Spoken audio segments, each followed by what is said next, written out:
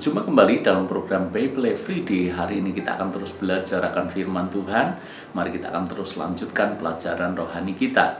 Kemarin kita sudah belajar tentang hukuman yang menimpa bangsa Filistin.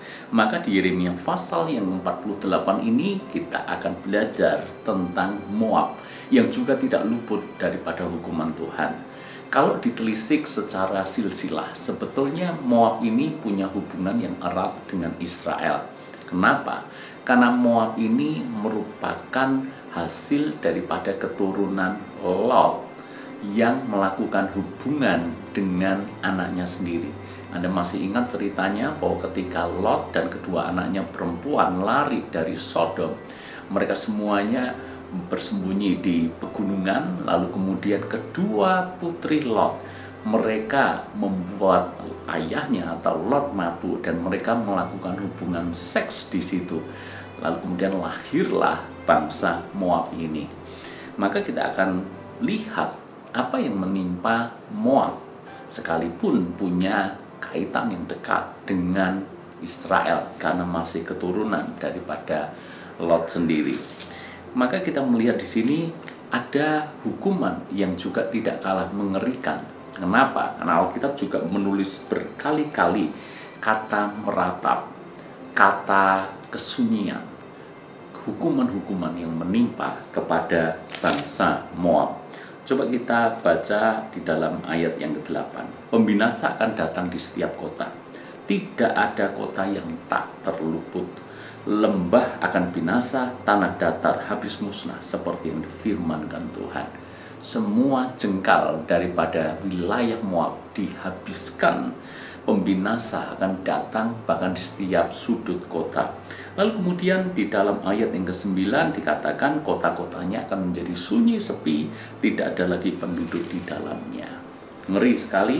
Ayat yang ke-17, ratapilah dia hai semua yang ada di sekitarnya, hai yang semua mengenal namanya, katakanlah sungguh sudah patah tumpuk kekuasaan tongkat keagungan itu. Jadi hukuman yang menimpa Moab itu juga tidak kalah mengerikan dibandingkan dengan hukuman yang menimpa Filistin. Sekarang menjadi pertanyaan, kenapa Moab dihukum oleh Tuhan? Saya menemukan dari ayat-ayat ini paling tidak ada dua alasan juga.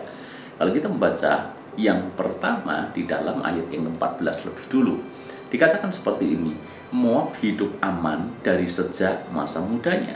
Dia hidup tenang seperti anggur di atas endapannya, tidak dituangkan dari tempatnya yang satu ke tempayan yang lain, tidak pernah masuk ke dalam pembuangan, sebab itu rasanya tetap padanya dan baunya tidak berubah.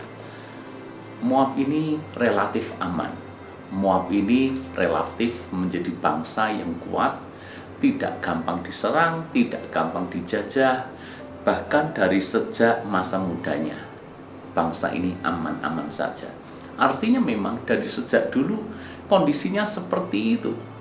Dan ini rupanya membuat mereka menjadi sombong, membuat mereka menjadi lupa diri, dan membuat mereka semakin mengagung-agungkan dewa sesembahan mereka, yaitu dewa Kamos. Karena berpikir bahwa dewa mereka inilah yang membuat mereka mengalami keadaan aman, damai, sejahtera.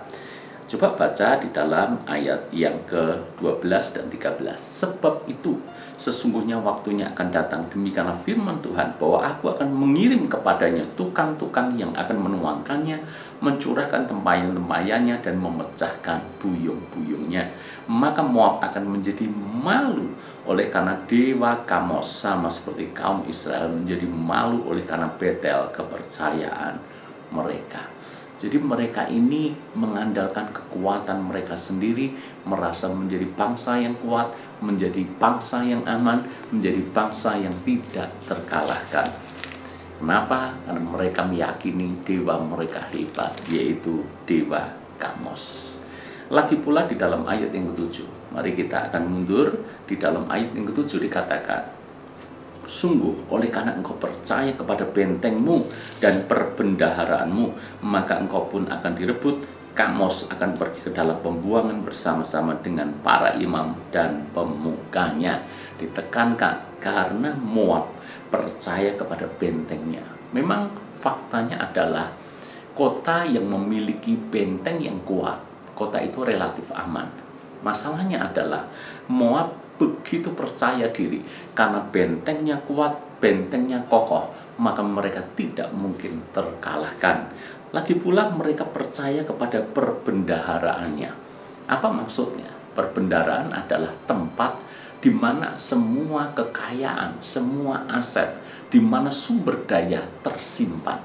Jadi ketika mereka mengandalkan perbendaharaan, artinya mereka memang memiliki potensi yang besar, memiliki kekuatan yang besar, memiliki kekayaan yang banyak. Dan dia pikir kalau mereka menjadi bangsa yang kaya, maka dengan mudah mereka tanda kutip membeli bangsa lain untuk menolong mereka kalau sewaktu-waktu ada serangan dari bangsa tetangga. Maka hal yang pertama yang harus menjadi peringatan buat kita, jangan mengandalkan kekuatan kita sendiri. Jangan mengandalkan benteng-benteng yang kita bangun, entahkah itu orang-orang kuat, orang-orang hebat, koneksi kita. Jangan mengandalkan banyaknya kekayaan kita, jangan mengandalkan hebatnya pengalaman-pengalaman kita, dan janganlah kita mengandalkan hikmat kepintaran kita. Ingat, semuanya itu sangat terbatas. Begitu kita mengandalkan kekuatan manusia, maka Yeremia di pasal yang ke-18 menulis, terkutuklah orang yang mengandalkan manusia dan yang mengandalkan kekuatannya sendiri. Saya percaya Anda tidak ingin menjadi bangsa yang terkutuk. Karena itu jangan andalkan kekuatan kita sendiri. Jangan andalkan benteng dan perbendaharaan kita. Hal yang kedua yang menjadi pembelajaran buat kita, jangan taruh hidup kita kepada sesuatu di luar Tuhan. Sebagaimana bangsa Moab menaruh hidupnya, pengharapannya, yang menjadi andalannya adalah Dewa Kamos. Buat kita, jangan taruh pengharapan kita kepada sesuatu di luar Tuhan. Jangan taruh pengharapan kita kepada dunia. Jangan taruh pengharapan kita kepada pejabat, orang-orang yang kita pikir bisa menjaga, melindungi kita. Jangan taruh harapan hidup kita kepada kekuasaan. Bahkan jangan taruh pengharapan kita kepada banyaknya kekayaan yang kita punya. Atau kita orang tua, jangan taruh pengharapan hidup kita dengan kita berpikir anak pasti bisa menjadi tempat yang aman buat kita.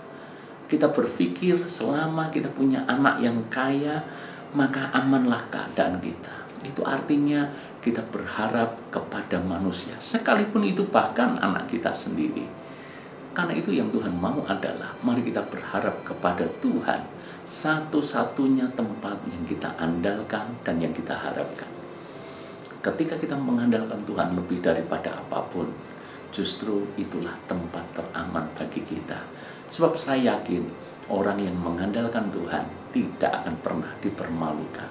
Orang yang mengandalkan Tuhan akan melihat hari-hari yang baik terjadi di dalam hidupnya. Siapa yang kita andalkan? Dunia atau Tuhan? Dan apakah yang membuat kita bermegah? Perbendaharaan kita, kota benteng kita sendiri, ataukah Tuhan satu-satunya alasan untuk kita bermegah? Tuhan berkati.